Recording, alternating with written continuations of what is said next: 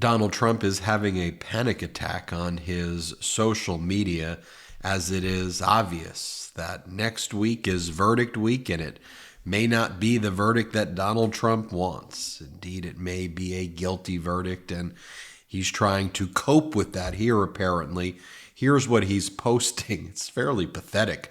He writes, "The bookkeeping error that I am being incorrectly and unconstitutionally prosecuted for is the fact that a bookkeeper innocently and correctly called a legal expense paid to a lawyer a legal expense.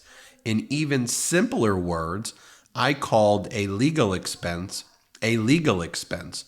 What the hell else would you call it? A Biden-inspired election interference hoax. For this ridiculous charge, millions of dollars have been spent on the persecution of a popular president, got more votes than any sitting president in history. You lost. And the current leader in the polls against his Democratic opponent, crooked Joe Biden, without whom no case would have been charged. It's totally false. Any other judge would not have allowed this scam to proceed, and neither did D.A. Bragg nor any other agency in government want to bring it. We are fighting against a rigged New York system of justice, witch hunt, exclamation point. Well, first and foremost, if you claim you're so popular in New York and in New York City, you should have nothing to worry about. Isn't the jury going to be all Trump supporters if you think that you're going to win New York and that everybody in New York likes you and that New York's now a red city? So that's what you're saying on the one hand. Also, it should be noted that your lawyers didn't argue what you're saying here. Ladies and gentlemen of the jury, it was a bookkeeping error. Donald Trump did indeed make hush money payments. Donald Trump did indeed do what Stormy Daniels said.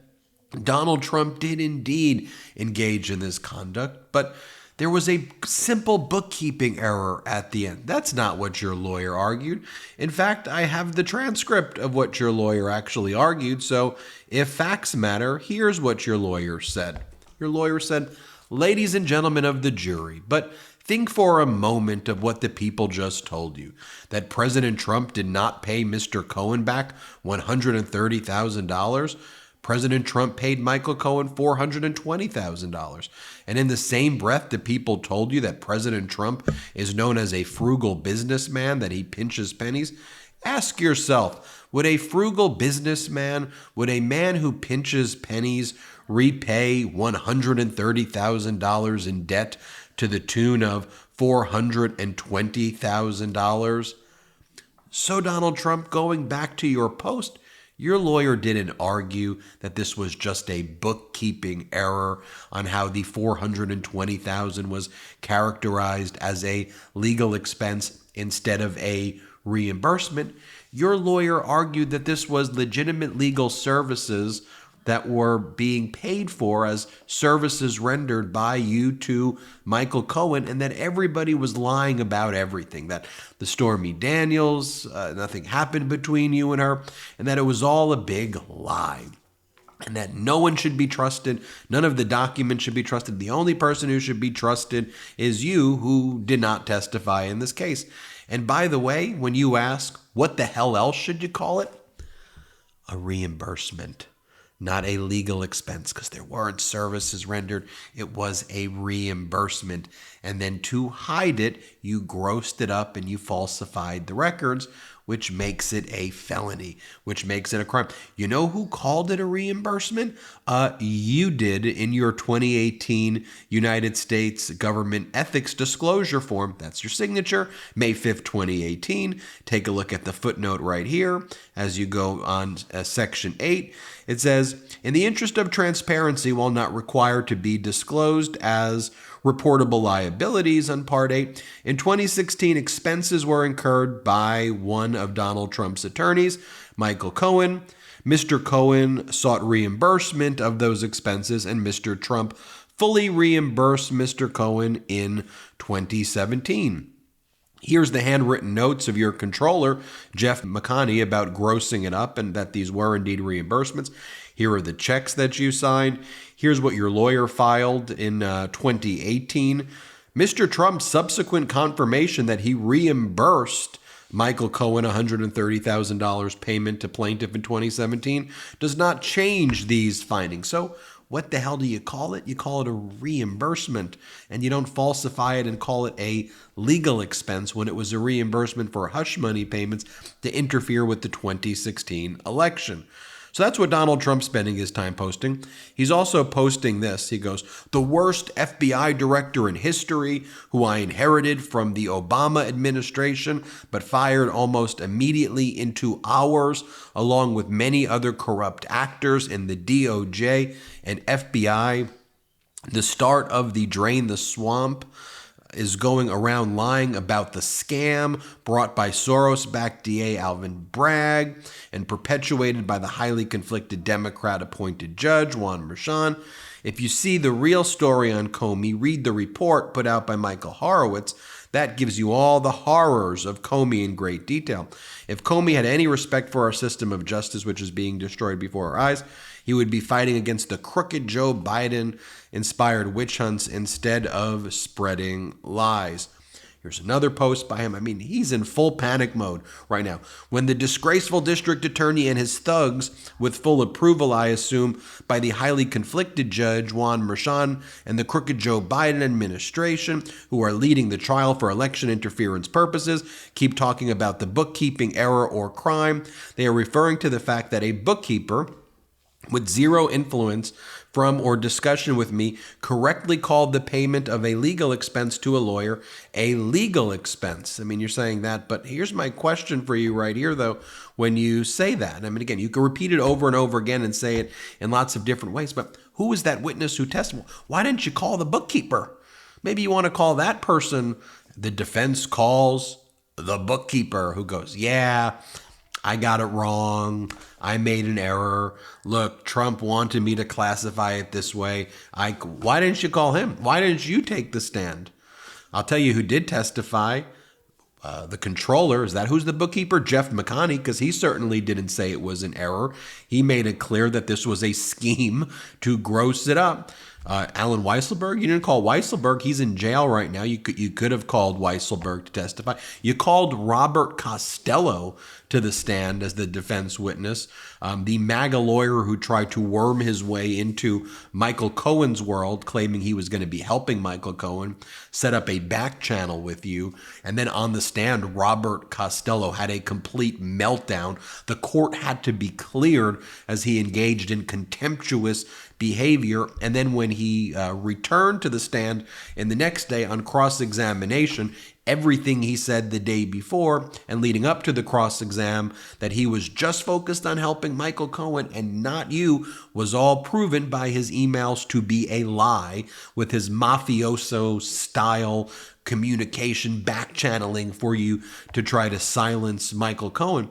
So why didn't you call the witnesses? Why didn't you take the stand, coward? Why didn't you call the bookkeeper? Why didn't you even make this part of your defense? Because you are a freaking liar about everything.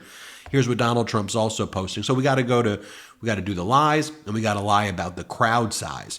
So then Donald Trump talks about this event in the Bronx, where it was a very small crowd, no more than 3,500 people.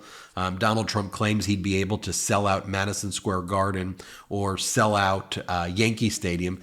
By the way, this was a free event. You know, sometimes people just want to even observe you and look at you like the zoo creature that you are, even if they're not supporters. But these people lots of these people were from South Florida. They weren't even from the Bronx.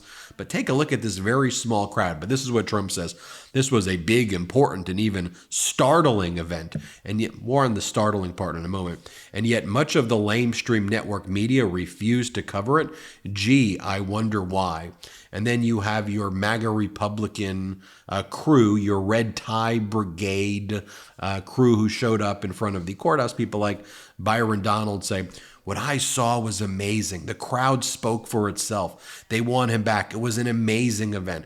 Probably the best political rally that I had ever been to. Well, first, let's take a look at the overhead shot by ABC during the event itself. You can see Donald Trump right there. This is during the speech itself. Small crowd, teeny tiny crowd. Also, who did you bring on the stage with you? Well, you brought on stage someone named Sleepy Hollow and Chef G, who were indicted in May along with 30 other gang members on a 140-count criminal indictment, including murder and at least 12 shootings. Chef G recently posted a $1.5 million cash bond to get released. There you are together on the stage. Here was some of the other crew. And by the way, this is being reposted. You see Team Trump. This is what Trump's campaign is reposted. Right above Mike Singleton's name, it says Team Trump. Trump supporters gather to rally for Trump in the Bronx. First off, these people aren't even from the Bronx, but this is MAGA. This is how you're trying to, appeal to moderate voters. This is how you're trying to appeal to mainstream voters. This is the Trump gathering in the Bronx right here. But then, of course, you have to have like your cult following say, there was 25,000 people here, and Laura Loomer and Right Side Broadcast and Byron Donalds, all of them. So my brother Brett did a great fact check because a lot of these MAGA people were then posting photographs. This is their go-to move. That wasn't even the Bronx event. Like this, these MAGA people were posting photos of President Obama in St. Louis, where there was actually 100,000 people there for the Obama speech. And they were saying, this is Donald Trump in the Bronx. I want to show you. This is my brother fact-checking him. It's incredible. Watch Brett right here. Play the clip. This is Trump's speech in the Bronx. This is what it looked like today in the Bronx, New York. Tell me you've never been to New York without telling me you've never been to New York. That is Barack Obama's rally in front of 100,000 people in St. Louis in 2008. This is an aerial shot of Donald Trump's rally in the Bronx. And here, by the way, is local news. This is ABC. They did a good job exposing Trump's tiny crowd. Well, hello, everybody. Thank you very much. This is some turnout. Presidential candidate Donald Trump came to the South Bronx today to speak to some supporters and to a fair amount of empty space in Crotona Park. And then people tried to, after the fact, go after my younger brother Brett and say, oh, it's because the photo that you're showing took place at 11 a.m. and the event started at 6 p.m. So you're not showing me a correct photo. No, we're showing you the correct photo. Watch Brett just brilliantly fact check these MAGAs. Play this clip. Noticed a lot of you are having a lot of difficulty coping with the fact that Donald Trump had a very tiny crowd yesterday in the Bronx. And you keep saying this over and over again. Here's the thing, though. It's not true. See, this is from ABC7, the local New York ABC news station. This is from their eyewitness news at 11 p.m. at night. So when you see the timestamp on the bottom of the video, that's the time that this aired at night, at 11 p.m. at night. They are showing footage of Donald Trump from earlier in the day. That's why you see Donald Trump literally on the stage in this video, and you also see the Secret Service around him, and that's why all these people are watching Donald Trump on the stage. I'm so sorry this is happening to you. It's just so embarrassing. They have to lie about the crowd sizes. They have to lie about it. It is peak pathetic behavior what's going on. Oh, and by the way, as we showed you, they wear the diapers at the events, and I don't know, it was strange stuff. But Donald Trump having a panic attack this weekend. I think we'll get a verdict by next Friday. Stay tuned before next Friday. I'm Ben Meiselas from the MeidasTouch Network. Hit subscribe. Let's get to 3 million together. Thanks for watching. Enough! Send him to the big house, not the White House. Get the new exclusive tees, mugs, and stickers right now at store.meidastouch.com. That's store.meidastouch.com.